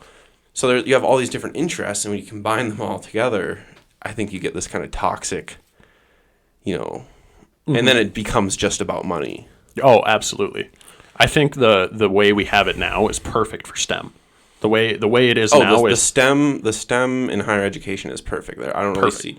Well, maybe not perfect, but I think there might be some issues with. Well, maybe not. I don't know. I haven't really seen it myself firsthand. But to me, it seems like it's in a good place. It's the humanities that are in a very bad place. Exactly. And it is all about money, right? Yeah. Like NCAA, they make absurds, literally gross amounts of money. You could pay the athletes what they should be paid. Exactly. Especially for their like physical harm. Because I know like football players at NDSU, and NDSU is a huge football school. Like the Bison are fucking massive amongst all of North Dakota. In Dickinson, there was at least like 15 people at a company of like 500 people, and these 15 people worked in like the upper 200. Like the people I knew worked behind like computers and stuff, not like necessarily floor workers. They would come to work wearing NDSU Bison jerseys, and like one guy actually had his jersey from college that he purchased from the school. And I know kids who play on the football team that are like almost brain dead at the age of like 21. The age of 21, they have like basically CTE already. And like if they don't make it professionally, like what are they? They're gonna have to live with that for the rest of their life. Yeah. So and they're not getting compensated at all unless it's under the table, and that's illegal. It's just so gross. It's really gross, and that's why I'm saying, like, I think if you separated that, I think humanities institutions would be a lot cheaper because all you really need is a classroom, lights, if it's cold out, a heater, and some books. Yeah. And someone who knows what they're talking about for humanities. That's really, and maybe a computer. Probably a computer. With engineering, though, you know, you need all this equipment. With physics, you need these rooms where they like suck all the air out or whatever. Vacuum rooms, yeah. Vacuum where they're shooting fucking particles. They're shooting particles at walls. That stuff costs a lot of money. Oh, the equipment is super, especially for like medicine too. Medical field, STEM. Yeah, STEM in general. It's all so expensive. You need an oscilloscope to do a Circuits 1 lab, exactly, and that oscilloscope's like $350. Like that's not a cheap piece of equipment, and we have 12 of them in one room for 24 students, and we have like probably close to like 50 rooms on campus. So I understand that STEM fields, like it should be all about money because there's a lot of money involved. Well, it's going to be much more expensive to go to school for that. Mm-hmm. And as it should be, because you're going to make more money when you graduate anyway. So the problem is everybody going to undergrad is paying the same amount of money, but what they're coming out with isn't the same. And even like grad school, as a STEM major, you typically get paid. So you don't pay for tuition, you get paid that, and then you get paid like a certain amount of money after that. So technically you're making like a salary because you're doing mostly research. You're getting paid like a salary. Let's say you go to like the U of M or something for grad school out of state. You're paying, or you're getting paid probably like $25,000 a year or like $30,000 a year, roughly making like $15 an hour. But you technically are making like 80 grand a year because your tuition is included in that amount of money. Yeah. So, but if you go to grad school for teaching, you have to pay that. Mm-hmm. So that is a good point. They should be. Do you think they should still be under the same name? Like the U of M should still have? I have no idea. I don't know. You haven't thought about it that thoroughly? No, not really. Okay. I just think they need to be separated. They kind of are already. Well, they are, but they're under the same, like you said. Price. Yeah, same price, the same administration. Do you think the grading scale for humanities should stay the same, or do you think it should change? I think the professors should be able to determine, at the end of this person's been here for 4 years, have they put in the work? Have they written, of the papers they've written, are they put their time in? They know what they're talking about they should be able to just tell that this person deserves this degree and, That's a good point. I don't know. Like their educative background to like what, there should be a test, obviously, I think. In my eyes, there should be a test of like what you know about a certain topic. Yeah. And as long as you pass that test and then like you have a professor evaluate you, you just have a conversation with him or her on whatever subject it may be, like ancient Greek history. Yeah. And you talk with like a professional about it. I think you could sit down with a professional for an hour or two and they could be able to determine pretty well if you've put your time in. Mm-hmm. Whereas with like engineering or mathematics, you can really just have a big test and someone sits down for a few hours, takes the test, and you can determine whether or not they know their shit. Oh, yeah, 100%. It's like how well... It's very straightforward. It is. And that's what numbers are. They're just straightforward. And that's the problem between like a history degree and an engineering degree. You can't measure an engineering degree with numbers. Or you can measure an engineering degree with numbers, but you can't measure a history degree with numbers. Yeah. Unless you're talking about dates. And that's like it. That's not really that important. Exactly. When it comes to history. Yeah. It's all about like the story behind it and like what happened and how you interpret that. You don't interpret anything in engineering. It's all about whether it works or whether it doesn't. Right? Yeah. So that's a really good point. I think the education system is flawed. The cost of education is absurd. And it trickles down into primary and secondary education, K through 12. Yeah. I think the issues in higher education kind of trickle down into, and it just creates a nasty cycle of... Trickle down, what do you mean? Like, what trickles down from higher education to... Just the toxic kind of tendencies of higher education. Like focusing purely on your grade? Yes, that. Yeah. I think the sciences get a little overemphasized in the younger grades.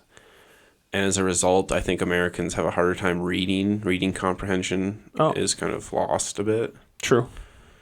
Well, I mean, there is reading comprehension in physics. You have to read the problem and comprehend it, right? That's true. You have to, well, especially for a test, you have to like know what you're doing and like understand the words behind it. But that's more technical, right? Because, like, you're not going to get a word like eloquent in engineering, right? Well, no. But you will in a book that you're reading. And if you want to retain, whether it's a history book or, like, just a nonfiction book that you want to, like, be, like, an expert in, that word eloquent, like, you might not know what that means. But I'm not even 100% sure what it means. And I'm a fucking junior at NDSU in the engineering program. I'm not an Englisher. I'm a math person. Yeah. But no, that's a really good point. I do think the humanities are flawed. I think the NCAA is gross. I completely think the NCAA is disgusting with how they don't pay their athletes. Oh yeah, if you're bringing in the money, I mean. Oh, they should be paid. They should be paid quite a bit of money. Like they not on the you get free college. Yeah, fuck you. I know a kid that got a 4.0 in high school and goes to NDSU for free. Yeah. Like. Who cares? That kid is sacrificing like his life, his future, getting hit in the head 20 fucking times a day by like another 300-pound man just mashing together all day. That kid's going to be completely fucked by the time he's 40. Why not give him some money for his time? Like NDSU probably makes millions off of their football program every year. I pay $20 a ticket and I'm a student. People pay $80 to $100 a ticket and they're grown adults. And that stadium almost always packed. How many does it hold? I'd say a couple thousand at least. A couple thousand? Oh, yeah. Not more than that? I don't know. It's hard to say. It's the Fargo Dome. I could look it up. Right, pull that shit up. Pull that shit up, Jamie. No. Capacity. There we go. 19,000. Yeah, so I was gonna say 20. I was gonna say 20,000 was what I would. Yeah, that's believable. That's So that's like at say $50 a pop or $40 a pop. I'd average it out to around. I'd say like 60. 60. Okay. Oh, because some people they'll pay. I think we have like every game we have like 100 or 200 people on the field, and like none of those tickets are donated. They're always purchased, and those tickets are like $500 a pop. So like those are definitely outliers. But if you just compare to everyone in the stands, like just the capacity, I'd say probably about $60 a pop. Yeah, I'd like to hear the kind of the counter arguments because most people I've talked to think that the way that a lot of college athletes, especially the ones who bring in big crowds, are treated. I think most of them kind of agree that they should be compensated monetarily. Absolutely. Well, think about the NCAA. I don't know what's the argument against that. Well, it really is. Like, no one's... What is the argument? The argument against having a student make money is, like, that student will have more money than ever. They're a student, right? So they kind of see you in the eyes of still as a child, even though you're an adult going to a university. They still see you as, like, a child. And if you have a bunch of money that was given to you by the school, you're going to be irresponsible with it. And handing young kids, a bunch of money is irresponsible. That's like the main argument behind that, is that it's mostly irresponsible and it could cause toxic behavior. Like those kids could start doing drugs and whatever. I think it's just like a ploy for the NCAA to make more money than they are now, because they're grossing so much compared to the NFL. Like the NFL has to pay every player that plays millions of dollars. And that's pennies to them. But the NCAA gets roughly the same amount of attention, if not more, than the NFL. So, and we're just comparing football here. Like the NCAA has basketball, hockey, wrestling, golf on lock, like all of those sports, volleyball. I think all those students should be paid. Every single student should make like a salary, for example. And I don't think that would be unfair. As a student myself, I'm not the one getting fucking wrecked by a 300-pound linebacker that can run like a 4.4 40.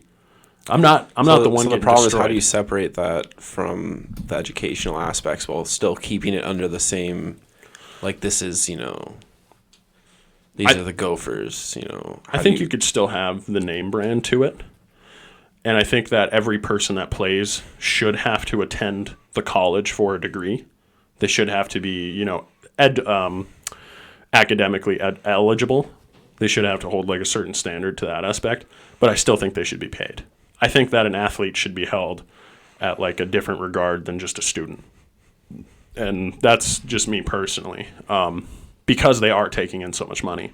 Like me as an engineer, I'm costing the school money, if anything. Like they're barely breaking even with my tuition. So, but with like an athlete, like they could have made hundreds of thousands of dollars just because like the quarterback for the Gophers was killing it this year. Yeah.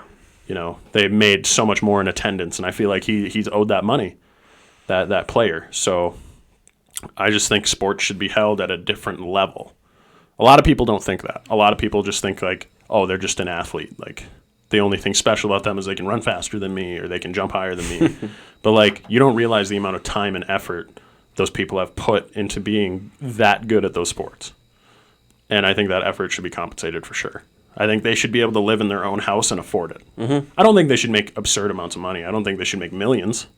That would be ridiculous. But I think if each one made like $50,000 a year, like each, I don't know, let's say like if you go to the U of M and you're the quarterback for the Gophers and you're absolutely murdering it that year, you should make like $60,000 that year.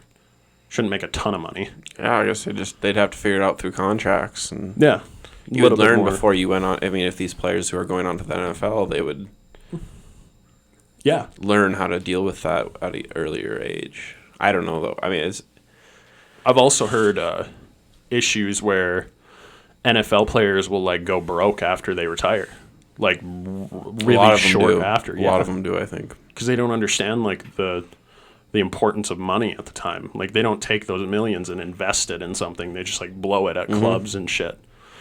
We watched like a 30 for 30 or like a 2020. I don't know. It was like a 60 Minutes talk or whatever. It was like an ESPN documentary about like athletes losing all their money. I can't remember what that was though.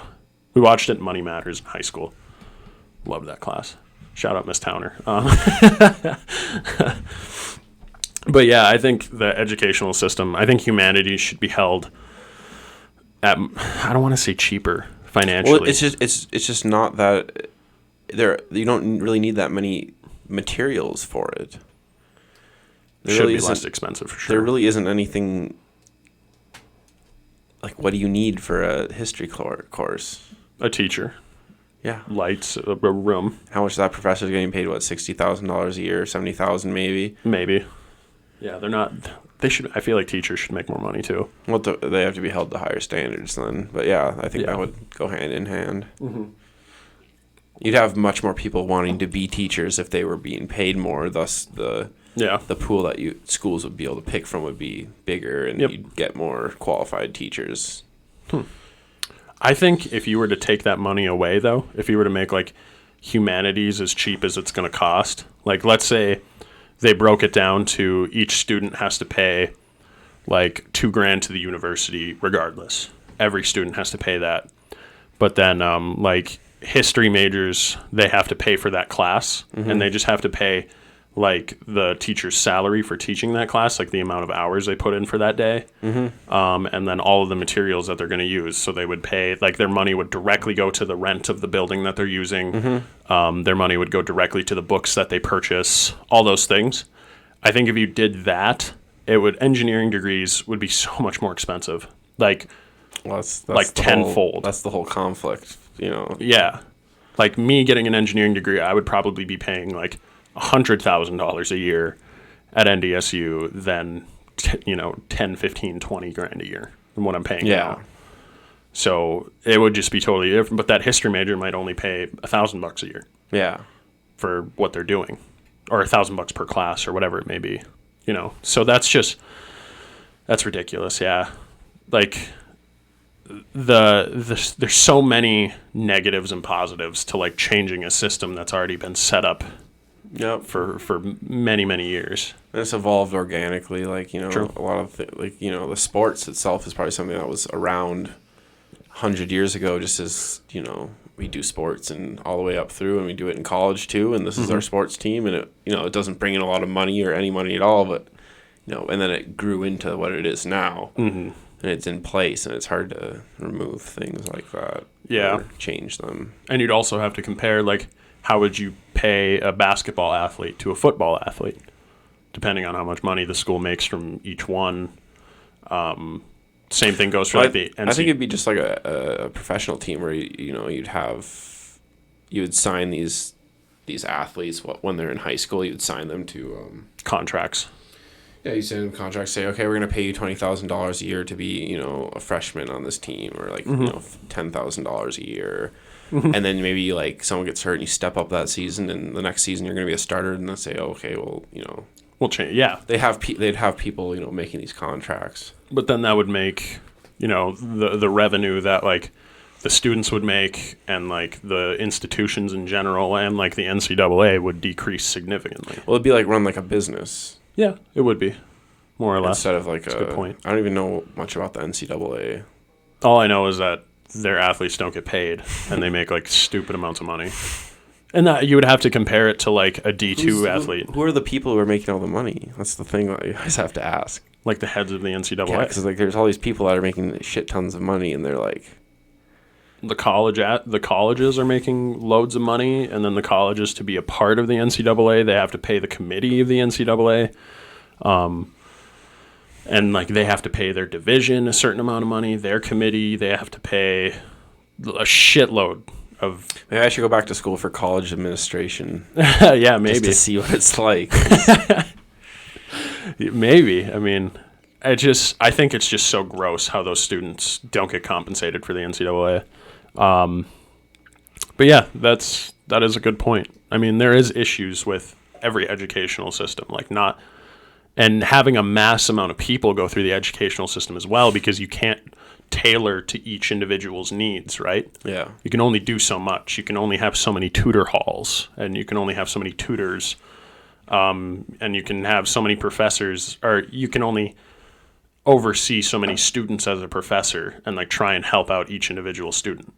Like I guarantee if each one of us in my ECE 303 class went to the professor and was like, hey, I need help with this problem, all like 100 or like 95 of us, and he had to help us walk us through every problem, like 5 problems per student, he'd spend like the next month doing that.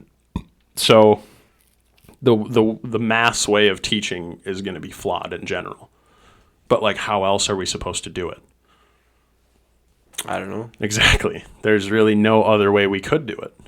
The keeping everybody like kind of herded together like cattle and just like projecting shit up on a screen, and if that student doesn't pay attention, that's its own fucking fault. Yeah. That's kind of like the best method we have at this point. But the same thing goes for like high school too. I think high school should be more, there should be more like energy put into that. Like I feel like high school teachers should be paid a little bit more to have a little like care a little bit more about their students, right? To like learn each individual name. But I have a skewed perspective because Cloquet is not a very big school, right? But if Cloquet is probably pretty good compared to other places around here. But I'm like, guessing. Imagine going to Eden Prairie and being in a class of like 100 students, like a little mini lecture hall essentially. Yeah. That would be a bitch and a half to learn each individual student's name. Yeah. So, yeah, I mean, yeah, we delved into philosophy too here, huh? Yeah. Delved a little bit into that. I mean, how you feeling? It's already fucking, what is it? Yeah, 4:40. Do you got a place to be, or you want to keep going? I kind of got to pee. Oh, you can go pee. You can go pee right now. Please? Yeah, absolutely, dude. The bathroom's first door on your right when you walk out of the hallway. Yeah, no problem. I'll be back. Okay. All right. Sounds good. Yeah, so that's Hank, my tech guy who's not here right now. That's why I'm running the whole show. Joe is currently gone right now on a fishing trip due to opener. I was supposed to go on a fishing trip as well, but I wasn't able to make it to that yet. Yeah, so we're just kind of delving into philosophy. I was hoping this would be more of like a history talk, but due to the fact that like I didn't really prepare anything, and I don't think Henry did either, or Hank did either, there's probably a lot of like gray area in what we're talking about. And we probably should have done more research this entire time, but we'll figure that out as we go. And Henry's back. There he is. It's kind of a long, that wasn't a long pee. I've taken way longer pisses, especially during a podcast, dude. Like sometimes I'll just like look at myself in the mirror while I'm in the bathroom and just be like, what am I doing? I'll take another beer. Yeah, absolutely. What do you want? Same thing. Same thing. Another Keystone. Yeah, I'm in a Keystone mood. In a stone mood. Yeah. It's so smooth. Keith Stone. I'll grab one. I feel like Keystone is the runoff from Coors. Like, let's say Coors Light, they have like a trough. Yeah. Coors Light, and there's like some bends and shit to like get it to like the next vat where they're gonna keep like everything processing. That's left over. Yeah, like all the residue like on the bottom, they like scrape that up and like slap it in the Keystone vat. Still pretty good. I mean, yeah, it's not bad. It was like $13 a case. Yeah. Am I not gonna buy it? Like, fucking shut up, cold one for being cheap as fuck. Mm-hmm. So I wanted to get back to the history of ancient Greece. When was the period that you studied? Do you know the period, like in between what time frames that you studied most? So I mostly look at, like personally, basically the period between like 500 and 400 BC. It's like this, just like this 100-year kind of What's significant? chunk. What's significant in those times? So there's the two major historians from ancient Greece are Herodotus and Thucydides, and both of their histories kind of are basically just that period. Herodotus wrote this big long history about the Persian Wars. So 300, that movie, that's basically set at the end of that kind of history. The Persians came over under Xerxes, this kind of madman emperor who probably wasn't as crazy as he's depicted, but came down, and the Greeks basically kicked them out of their homeland. It wasn't the Spartans? Well, the Spartans were there's Athenians, the Thebans. The Thebans joined with the Persians, but Corinthians, basically all these cities in southern Greece banded together to defeat this huge Persian army. Oh, really? And kick them out of Greece. Because like in between like 400 and like 500 AD weren't like Athenians and like Spartans like fighting. They were at like constant war, weren't they? Well, after that, so it's like this is BC. This is like oh fuck. This is before Christ. My bad. Or before the Common Era. My fucking bad. This is like 400. So basically, what happens is the Greeks all team together, except for the Thebans. There's like three big cities at this time in Greece. It's Athens, Sparta, and Thebes. Mm-hmm. The Thebans are kind of in a bad spot where they couldn't really defend their city, so they kind of just went over to the Persian side. The Athenians actually left their city. And there's the pass of Thermopylae is a little north, and that's where the Spartans... Yep. And there was other Greeks there with them, made their stand, and they all got wiped out. Sad. The Athenians left their city, went over to this island, and the Athenians had actually built a big fleet of ships, and with all their ships, they were able to defeat the Persian navy. And then there was this big land battle, and basically the Persians got their butts kicked. Yeah. And so that's Herodotus. It's more of a fun history, kind of just he likes to like put these crazy tales in it. Like he'll be like, I heard this story about this person, so I got to tell it here. And it's like, there's this one story about this guy who got kicked off of his ship, and he rode a dolphin back to Corinth or something. Really? These weird stories, and he's like, he'll always be like, was Leonidas one of those or no? Yeah, he's in there. Of course. There might be some weird stories about him, but I can't really remember. Some of the Spartan kings go crazy. One of them starts drinking. He tells a story about the Scythians are these nomadic horse people up in the north who could, like the Native Americans, shoot from the horse very well. Apparently one of the Spartan kings was dealing with them, and the Scythians like to drink their wine neat. So back in this age, the wine must have been really powerful, and they would dilute it with water, basically, so you wouldn't get too messed up. Basically, the Scythians would drink it straight up, and so the Spartan king started just Everclear. He writes like he started drinking in the Scythian fashion, and basically started going crazy because he was just hammered all the time. Yeah, that's fucking awesome. What a bro. That sounds like a college student. So that's Herodotus. Then probably 50 years after the Persian Wars, there's a second history written by this guy named Thucydides. Mm-hmm. I've never heard of Thucydides. I've heard of Herodotus. Yes, Herodotus. Probably something. I don't know. Can't you speak Greek? It's Thucydides is how you say Thucydides, but something I don't know. But his book is about the history of it's called the Peloponnesian War. It's basically Athens and Sparta for 27 years going at it. Fuck. And that's the one I really like because he's very analytical and trying to figure out what exactly happened. And he was a general for the Athenians during the war, but he kind of messed up at one point and got kicked out of Athens, so he had to go over to Sparta and just hang out there. So he got to talk to both sides. He got to talk to all these people. So he wrote a really in-depth history about how that war evolved and took place. And during this whole period, you have during the Peloponnesian War, you have Socrates is living in Athens at the time. He probably fought in some of these battles. Really? You have one of my favorite parts about this period too is the plays, because we have some of these plays that they would put on in Athens during this war.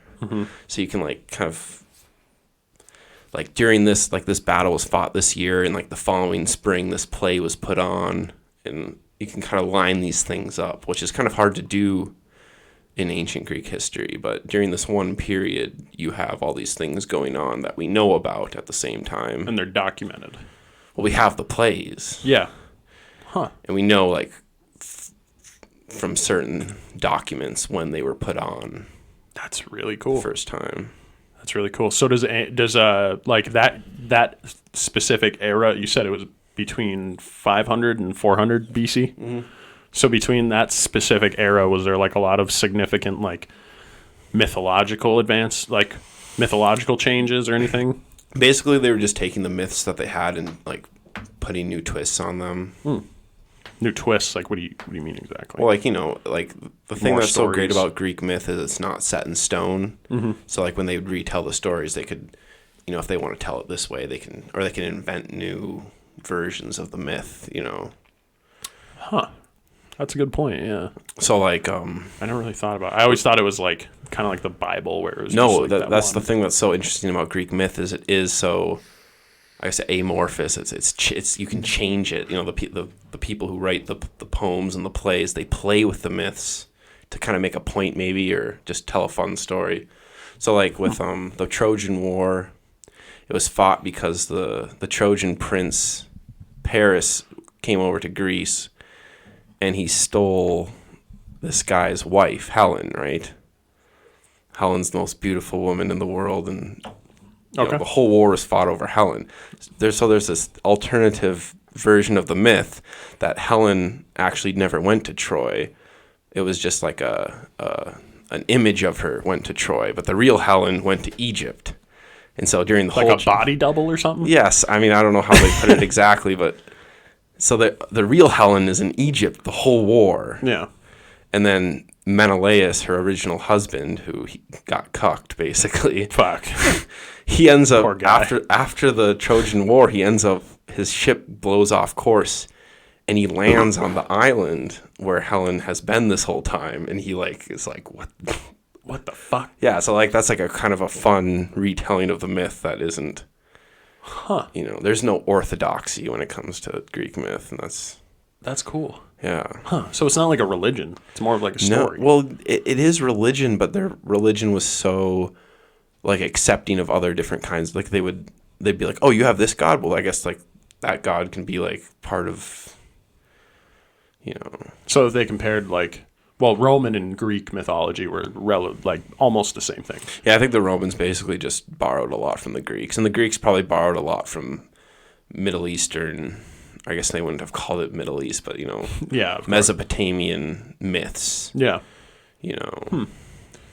That does make sense. They would like the gods would kind of coincide. Like the god Thor in Norse mythology is like compared, and if not the same thing as like Zeus in Greek mythology. Yeah, right? I mean, they line up pretty. There's a lot of similar. The lightning, obviously, the hammer's different, but the stories behind like how Thor kind of like ran under Odin, as like he ran like the military operations of like the Norse gods.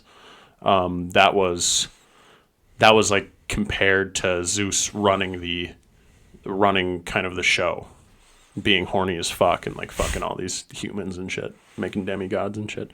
Read a lot of Percy Jackson. So. Yeah. So those two major historical events were both basically about, well, the one was about the war with the Persians, and then the other one was about the Peloponnesian War. Yeah. And that one was more... It's like a kind of a Greek civil war. Yeah. But it wasn't like a unified... It was all these different cities, and they all were independent of each other. And maybe some bigger cities were kind of...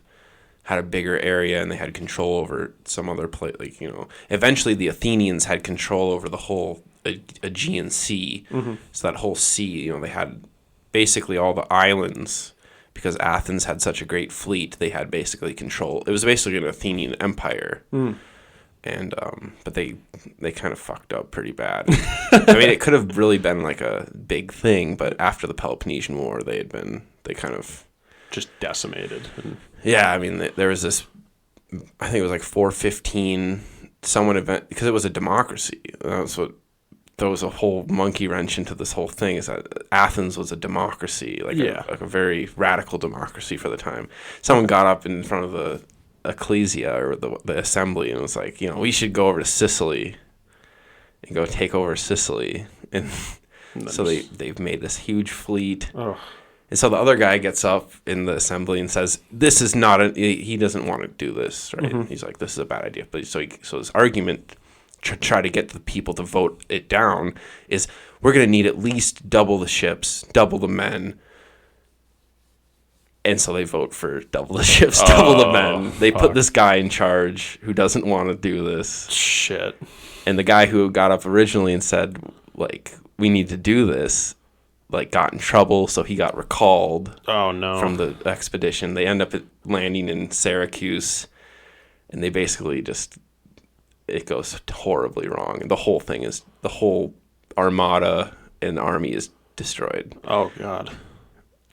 The whole armada. The entire thing. Like 200 ships, maybe. Oh, my God. That's a lot for them, like 50,000 men. Yeah. It was, and they still went on fighting for like another 10 years. Ugh. And the Spartans eventually were able to blockade Athens, and they surrendered. Yeah, of course. That's just... I feel like there's always like what we have right now, like the U.S., like everything we have right now seems so set in stone, right? But they thought that same exact thing in the USSR, mm-hmm. right? They thought it was always going to be this way forever. Oh, yeah. And, what we're going through right now is a perfect example that it's like, it's pretty fragile what we have. Oh, it's a big shakeup is going on right now, I think. Yeah. If we, let's say, like, we got into a war with China, and China, like, came over and started fighting us on our home turf, fighting us here in the U.S., mm-hmm. a lot of us would be completely fucked, and it would be a whole different world change. Like, those people fighting on the coasts would not be able to go to work. All those manufacturing businesses in like Silicon Valley in California would probably like shut down due to like attacks and bombings and like a literal fucking frontline war going on like on the coast. I think if we saw a real war like that, America would be able to mobilize itself I think a lot of like young people in this country are looking for something to do, and if they were given something to do, I'm pretty sure we could act pretty. I have confidence in that. That's true. But it just seems so fragile. Like, it's not always going to be this way. Like, think about, like, 1,000 years from now. Do you think the United States, like, all the countries are going to be in the same place, in the same size? No. And it's so hard to tell what exactly is going to happen. Exactly. The entire human race could get wiped out by a meteor in 20 years or something. Mm-hmm. So, just the fact that, like, people find so much comfort in all of this. Like, the same thing, it's kind of like the same idea in this aspect, but like on a smaller scale, is like when people sign up for like a 401k or retirement and they start investing that money. Yeah. When we had the stock market crash in like 2007, 2008, mm-hmm. that time in that period, like people lost their retirements, mm-hmm. all of it. People probably lost like a third of theirs a lot of people earlier this year. Yeah, exactly. So, so just thinking everything will always be this way. Yeah. Is not necessarily a dumb way to think. Foolhardy. It's foolhardy. Is that the word? It's hopeful. It's very optimistic to think that like this is always going to be this way forever. Mm-hmm. But who knows? Maybe when we come out of this pandemic, like public schools go online completely, and the only reason the schools exist is so like the teachers have a classroom to teach from, and things are going to drastically change from all of this. So I don't really know what the fucking point is to my ramblings, but I don't know. Don't get too comfortable. Yeah. I think it's kind of good that this coronavirus thing happened now because it's not that bad. Like, it's not like a plague. Yeah. Because this was bound to happen in such a globalized, interconnected world. 100%. Where we're flying everywhere. Yeah. Like, hopefully we'll start to take contagious diseases a little more seriously mm-hmm. in the future. And like public gatherings. Maybe not, but I feel like when T. Lou was on the podcast, he had a good point. Mm-hmm. He mentioned the fact that like we always should have been treating it this way, especially like in the food industry. Oh yeah. We should have always taken like sanitization and like interaction with people a lot more seriously, because I knew people when I worked at Dairy Queen and Arby's that like never wore gloves when they made food. Mm-hmm. And as gross as that is, like they still wash their hands, but they weren't wearing gloves. Yeah. And even like when they do wear gloves, they cross-contaminate all the time. They'll grab a burger and then like go dip their hands in some fries, and like that same glove is interacting with both of those. That's why I work at the deli. I try to always change my gloves when I'm doing stuff, like constantly. That's smart. But, you know, sometimes it's so busy and there's so much shit going on. And and that's the thing. Like, no one really died from like an infection they got from like a restaurant, right? So like no one was really... It probably happens, but it's probably pretty... You just get the shits for a day or something. I don't know. But like nothing significant had happened yet where we needed to change what we had done, and that's what this virus is currently doing. Hopefully, yes. I think it's going to change. I think like all those businesses are going to keep like the plastic up in front of like the window, so there's not like a lot of interaction between the person and the food industry. I think that some places might even close down their lobbies. Like just to go, just drive through, completely to go or takeout. Yeah, one of the two. Like it's either takeout or to go, or it's either takeout or drive through. Yeah, I don't really miss much because my lifestyle really hasn't changed much since this has all happened. But I do miss being able to go into a bar and have a drink and like a burger at the bar. Like that's the one thing I really miss. Yeah, I miss the bars too. I feel like everybody misses the bars. Everybody really misses, especially like for a date right now. Like, what is somebody supposed to do for a date? Yeah. Like, are you going to allow a stranger to come into your house and watch a movie with you? Yeah. Zoom date. Yeah, Zoom date. Like, do some FaceTimes first. Go, like, just pick them up in your car and, like, go through the drive-thru and go sit in, like, Skyline or something. Overlook Duluth. Maybe. That might be a good idea. But, I feel like the world's going to change as we know it from this. 100%. And whether we start taking things more seriously or less seriously, whether we start investing in like virology and understanding like every virus that could fuck us up if it inhabits like a pig or something, we eat that pig and like it transfers to humans. Like, I feel like a lot more advancements in that world are going to happen. And that's just my personal opinion. But it's already 5:00. You want to wrap up? Yeah. All right. It was great talking to you, man. I was glad. Sure. Thanks for having me on. Yeah, of course.